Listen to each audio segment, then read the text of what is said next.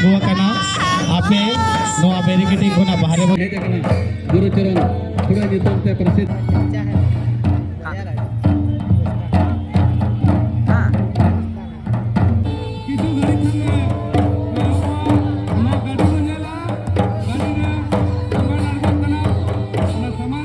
ये मैं कहना भी चाहूँगा कि हमारे देशवासी जितने भी है, आप प्रकृति को बचाइए तो आप बचेंगे, क्योंकि जिस दिन प्रकृति समाप्त होगा उस दिन हम मनुष्य भी समाप्त हो जाएंगे। जीवन समाप्त होना तय। जीवन होना एकदम समाप्त होना तय है।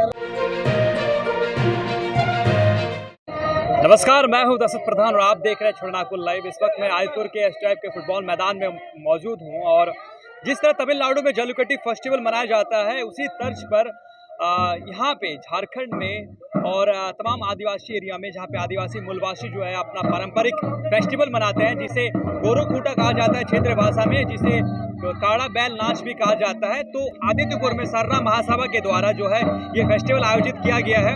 इसमें तमाम जो है बहुत सारे यदि मैं आपको दिखाऊं यहाँ पे मैदान में, तो बहुत सारे बैल जो है यहाँ पे खूंटा में बांधा हुआ है। और जिस तरह हमें ज्ञात हुआ, जिस तरह हमें बताया गया कि यहाँ जो बैल है, यहाँ बैल को पहले उनको चुमाया जाता है, उन्हें जो दिया दिखा के जो है पूजा पाठ की जाती है। उसके बाद जो है खेल की शुरुआत की जाती है, जिसमें बैल को जो है घुमाया जाता है, एक तरह से जिसे नाचना कहा जाता है उसे घुमाया जाता है। तो उसकी कुछ प्रक्रिया है, घुमाने के बाद कैसे जो कौन जीतता है, कौन से बैल की जीत होती है, ये जो यहाँ पे तमाम जो बैठे हुए हैं बुद्धिजीवी लोग वो डिसाइड करते हैं। और उस हिसाब से जो है यहाँ पे प्रतियोगिता का जो विनर होता है उसे पुरस्कृत किया जाता है। पुरस्कार के स्वरूप में यहाँ पे जो है एलईडी टीवी जो है, उसके बाद खान का मशीन रखा हुआ है, अलमारी रखा हुआ है। तो इस तरह की जो है प्राइजेस यहाँ रखे हुए हैं। यहाँ के जो सदस्य हैं सरना महासभा के, उनसे जानने की कोशिश करते हैं इस फेस्टिवल को लेकर क्या कुछ मान्यताएं हैं और इस फेस्टिवल किस तरह से मनाया जाता है। अगर जब विदेश की संस्कृति हमारे देश में जो है प्रचलन में है, अब धीरे धीरे लोग विदेश की संस्कृति को अपना रहे हैं। जी। इस वक्त पर आप युवा हैं और अपनी संस्कृति को लेकर आगे बढ़ रहे हैं। आपकी संस्कृति को लेकर क्या कुछ मान्यता है और किस तरह जो है गोरुखूटा आप लोग मना रहे हैं, हर वर्ष जैसे मनाते हैं? मेरा नाम हुआ दीपक सोरेन, मैं सरना महासभा का मेंबर हूँ। और आप जैसे बोले कि विदेश का चाल चलन या संस्कृति को बहुत विकसित से चल रहा है हमारे देश में, अतिक्रमण हो रहा है।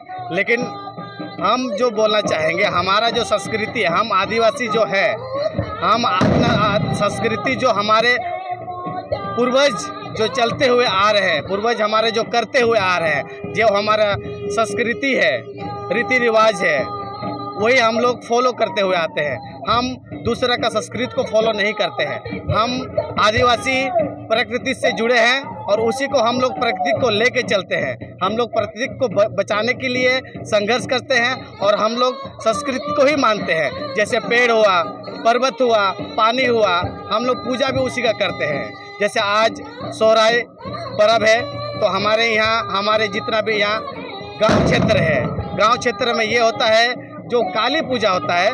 काली पूजा के शुरू से, काली जिस दिन पूजा होता है उस दिन से चलता है। ये तीन दिन का त्यौहार होता है, ठीक है। एक दिन होता है गोड़ा बोंगा, गोट बोंगा, उसके बाद खुंटो, जो हमारे भाषा से खुंटो बोलते हैं, उसको हिंदी में बोलते हैं बेलकाड़ा नाच बोलते हैं, बांधना पर्व जिसको बोलते हैं। और हम अपना भाषा से उसको हम लोग बोलते हैं खुंटो करके। तो ये दिसोम सोहराय जो आज हम हमारे यहाँ आदित्यपुर इमलू चौक में सरना महासभा के द्वारा किया जा रहा है, वो ये क्षेत्र में जो देहात एरिया है जिसको बोलेंगे, वो सब होने के बाद यहाँ पे जैसे हम लोग पूनमी में बोलते हैं, हमारा भाषा होता है पूनमी जिसको बोलते हैं, जैसे पूर्णिमा जिसको बोलते हैं, तो उसका लेको हम लोग करते हैं। पूर्णिमा का दिन करते हैं, जो आज पूर्णिमा का दिन है, आज भी है, कल है, तो उसको हम लोग करते हैं। इसी के लिए हमारे क्षेत्र में जितना भी यहाँ पे गांव क्षेत्र है, वो हो जाने के बाद हम लोग इस दिन, हर साल इसी दिन, जो दिन हमारे यहाँ पूनमी पड़ता है, उस दिन हम लोग यहाँ इस खुंटों को प्रोग्राम करते हैं। अच्छा, ये खुंटों में हम जिस तरह देख पा रहे हैं कि कई सारे बैल जो बंधे हुए हैं, ये किस तरह की शुरुआत होती है और क्या ये किस तरह का किया जाता है जो गोरू फूटा करते हैं, और इसमें प्रतियोगिता तरह जो है से एक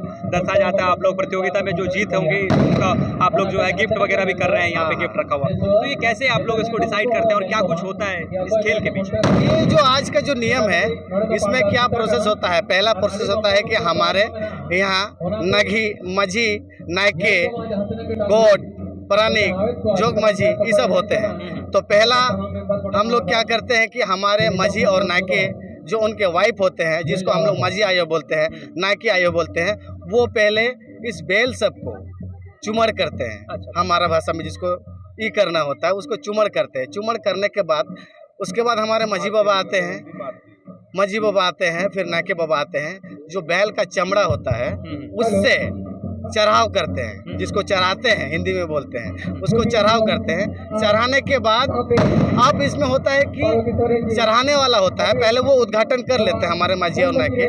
उसके बाद इसमें होता है कि चढ़ाने के लिए भी हमारा एक आदमी होता है जो इसमें अच्छा करते हैं, क्योंकि ये बहुत रिस्क होता है, बैल मारते भी हैं। इसी के लिए इसमें क्या होता है, जो अच्छा से जानते हैं, करते हैं, जो इस क्षेत्र में अच्छा करते हैं, उनको हमें बुलाया जाता है और उनके द्वारा जैसे चढ़ाते हैं। और इसमें आज जो आप देख रहे हैं जितना भी बैल सब आए हैं, ये आदिपुर का ही नहीं है, कोई आए हैं घाटशिला से आए हैं, बंगाल से आए हैं, ठीक है, हमारे चंडील से आए हैं, जादूगोड़ा से आए हैं, नरवा से आए हैं, और कुछ हमारे बैल जो है इस आदिपुर से भी है और लखंडी से भी है, ये सब बुआ से भी आते हैं। तो ये यहाँ के नहीं, अलग अलग जगह से यहाँ पार्टिसिपेट करने के लिए आते हैं। इसमें जो अच्छा नाचते हैं, जो अच्छा दिखता है, उठता है, इधर उधर जो नाचते हैं, उसी को प्राइज हम लोग देते हैं। जैसे यहाँ का प्राइज हम लोग रखे हैं, जो अच्छा नाचेगा, सबसे पहला पुरस्कार जो है वो हमारे सरनामा के तरफ से आर्मरी रखा गया है, जिसको गोदरेज बोलते हैं। और हमारा सेकंड प्राइज जो है वो हमारा धान पीठा मशीन है। हाँ, उसके बाद जो थर्ड प्लेस है वो हमारा LED मशीन है, LED स्क्रीन है, जो 32 इंच का है। LED टीवी दे रहे हैं।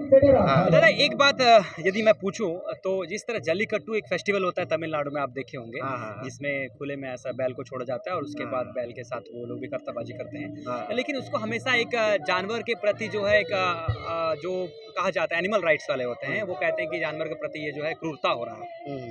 तो यहाँ पे आप उस तरह को लेकर जो इस तरह की बातें सामने आती है, उसको लेकर आप क्या कुछ कहना चाहेंगे? देखिए, यहाँ तो ऐसे बातें सामने नहीं आती है, क्योंकि ये बैल जो है ये हम लोगों को, आदिवासी लोगों को और लोगों को भी, ये हमको अन्न बना के देती है।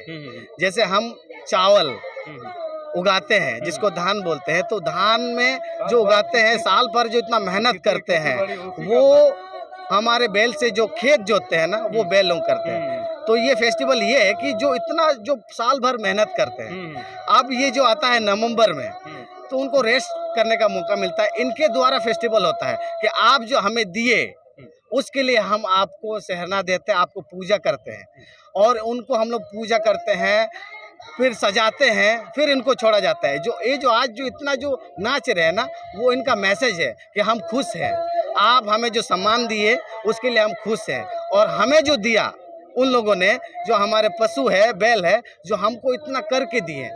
जो बैल जो यहाँ जो जोतते हैं वो भी वही करते हैं, हमारे गांव देहात में यही होता है, वो लोग जोतते हैं, तो वो इतना मेहनत करते हैं, इसी के लिए उसको सराहना करते हैं और उनको पूजा करते हैं। और ये 3 दिन जो होता है उनको हम लोग ऐसे ही छोड़ देते हैं, ताकि वो उसमें खुशी होती है कि हमको मानते हैं। इसी के लिए यहाँ पे जो ऐसे कोई बात नहीं है जो एनिमल राइट बोलते हैं, वन विभाग के ऐसे है वैसे, यहाँ पे ऐसे कुछ नहीं है, क्योंकि ऐसे कुछ यहाँ कुछ काम नहीं होता है। क्योंकि हम आदिवासी जो बोलते हैं और जानते हैं, हमें जो हमारे पूर्वज ने जो सिखाया है कि आपको जो देता है आप उनको पूछो, ठीक है। तो ये हमारा परिस्थिति हमें देती है, उसीलिए हमको पूछते हैं। ये हमारा बैल जो है, बैल खाना जो होता है वो हमें देती है, करके देती है, हमारे लिए कष्ट करती है, हमारे मेहनत करती है, इसी के लिए उसको हम पूजा करते हैं, सराहना करते हैं, उसको आज नचाते हैं, वो खुश है। जैसे हम कोई भी चीज़ होता है अच्छा खुशी से झूमते हैं, तो यही होता है। ये खुशी से आज झूम रहे हैं। ये हर गांव में ऐसे किया जाता है। दादा बिल्कुल आपका बात से मैं सहमत हूँ और मैं कहूँ कि आदिवासी मूलवासी जो है वो प्रकृति के बीच में रहते हैं और प्रकृति के सामान सामग्री से ही जो अपना जीवन यापन करते हैं। तो जो एक लेन देन की भाव है कि आपसे हमें फ़ायदा हो रही है, हमसे आपको फ़ायदा हो रही है, तो एक तरह से एक कृतज्ञता व्यक्त करना होता है कि एक थैंक्स गिविंग होता है कि हम थैंक यू कर रहे हैं। जिस तरह हम एक गाड़ी को चलाते हैं तो विश्वकर्मा के पूजा दिन में पूजा करते हैं, गाड़ी के प्रति कृतज्ञता व्यक्त करते हैं कि आपके वजह से हमने ये कमाया या फिर ये खा रहे हैं। उसी तरह आप बैल को भी लेकर कर रहे हैं। इसी तरह प्रकृति की भी आप लोगों की जितनी भी पूजा पाठ है, जितना हमें ज्ञात है कि आप लोग का जितने पूजा पाठ है सब प्रकृति से जुड़ा हुआ है। प्रकृति को पूजना है, उन्हें कृतज्ञता व्यक्त करना उनके ऊपर, प्रकृति के ऊपर कि आप लोग से हम आश्रित है, आपके वजह से हम जीवित हैं। तो ये वाकई में जब दुनिया में प्रकृति संरक्षण की बात होती है, जहाँ पे आज पानी दूषित है, जहाँ हवा दूषित है, जहाँ आज हमारे हिमालय जो है ग्लेशियर पिघल रहा है, जहाँ जंगल कट रहे हैं और हम आगे जो है आगे हमारी जीवन जो है बहुत भयावह होने वाला है, लेकिन हम सिर्फ बातों में है। आप लोग आदिवासी हम उसको करते हैं, आप लोग कर रहे हैं। जहाँ आप देखते हैं कि इतना सारा पेड़ कट गया, जंगल बचाने के लिए एक है तो वो आदिवासी है। बिल्कुल संघर्ष करते हमारे हैं। प्रकृति जो बचाने वाला है वो आदिवासी है। वो और लोग नहीं करते हैं, बस अपना फायदा देखते हैं। कंपनीज बनती है, फैक्ट्रीज बनती है, बहुत सारा प्रकृति में कितना नुकसान होता है। अभी आप देखेंगे तो सबसे नंबर 1 में जो आता है वो दिल्ली आता है प्रदूषण में, पॉल्यूशन में वो इतना नंबर 1 में है। लेकिन आप जहाँ आदिवासी को देखेंगे, आप देखेंगे कि वो प्रकृति से जुड़ा हुआ है, वो प्रकृति को बचाने में लगता है, वो बचाते हैं उनको। यही जंगल को बचाते हैं, जंगल के बीच में रहते हैं और जहाँ जहाँ आदिवासियों की ज़्यादा तादाद है वहाँ पे जंगल बचा हुआ है और जंगल की संरक्षण भी हो रही है। दादा आप लोग को बहुत बहुत धन्यवाद। अब खास तरह से आदिवासी समुदाय को भी बहुत बहुत धन्यवाद देना चाहता हूँ, क्योंकि प्रकृति है तो हम जीवित हैं और प्रकृति हमारे जीने के लिए जितना खाना जरूरी है उससे ज़्यादा हमें सांस जरूरी है जीवित रहने के लिए, और आप लोग उस सांस का रक्षा कर रहे हैं। आप लोग को बहुत बहुत धन्यवाद। और आप लोग की परंपरा भी, जिस तरह आप लोग युवा रहते हुए परंपरा को आगे लेके चल रहे हैं, अपनी परंपरा, अपनी संस्कृति, अपनी धरोहर को समेट के आगे चलते रहना ही, अपने अस्तित्व को बचा कर रखना ही, आगे बढ़ना ही असली इंसान की पहचान है। बचाए, हमारा प्रकृति को बचाए, ये हमारा मोटिव भी है, ये हमसे संदेश भी है, ये संदेश भी है। ये मैं कहना भी चाहूँगा कि हमारे देशवासी जितने भी है, आप प्रकृति को बचाइए तो आप बचेंगे, क्योंकि जिस दिन प्रकृति समाप्त होगा उस दिन हम मनुष्य भी समाप्त हो जाएंगे। जीवन समाप्त होना तय, जीवन होना एकदम समाप्त होना तय है। बहुत बहुत धन्यवाद दादा। आप भी चैनल को सब्सक्राइब कर सकते हैं, वीडियोस को लाइक कर सकते हैं, शेयर कर सकते हैं।